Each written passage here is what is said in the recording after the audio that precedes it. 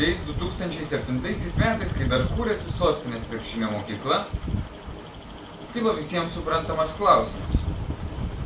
Reikia turėti žmogų, kuris moka žaisti krepšinį. Andrius Justus susižvalgius, kilo nuostabi mintis. Sako, NBA aikštelėje turime tokį jaunuolį, kuris nuo pat mažumės trynė šeškinės kiemus, trajekus pataiko vieną po kito ir dar turi gerą galvą ant pečių. Taip, Šeškinės kultūros centre, Agotos gryčioje prie bokalo duonos giros mes susipažinome su Alfredu Lukaševičiu. Alfredas jau tada treniravo Pelėdos darželio rinktinę ir puoselėjo tuo metu, atrodė kiek keistas, dabar genialės mintis, kad darželinukas irgi gali žaisti krepšinį. Nuo 2007 metų prasirito 6 jau metai.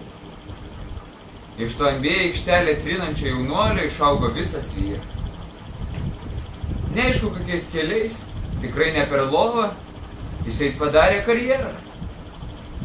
Nuo darželio trenerio iki sostinės krepšinio mokyklos finansų vadovo.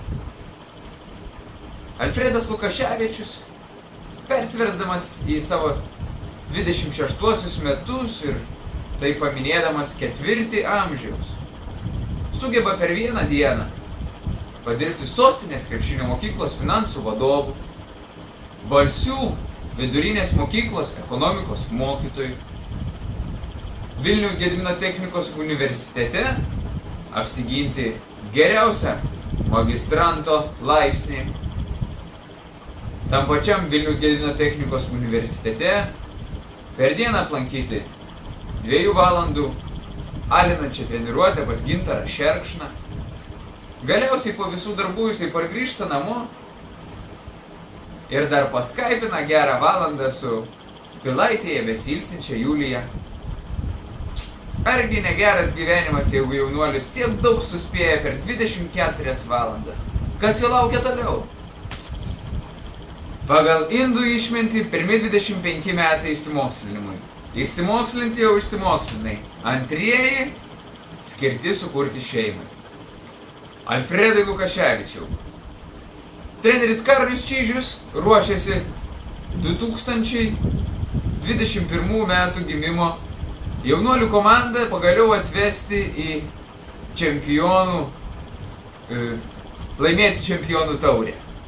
Tai jūs su Julija grįžtate savo ramiai namučių ir pagaliau pradedate tai, ko mes visi ir laukime. Pirmą tikrą krepšininką, kuris baigs sostinės krepšinio mokyklą ir paskui žais Lietuvos rinktiniai. Kad mes susėdę prie ekranų, jau tokie klebinti, sakysime, va šitą tai aš žinau, nuo mažumės mačiau, kaip krepšininkų tapo.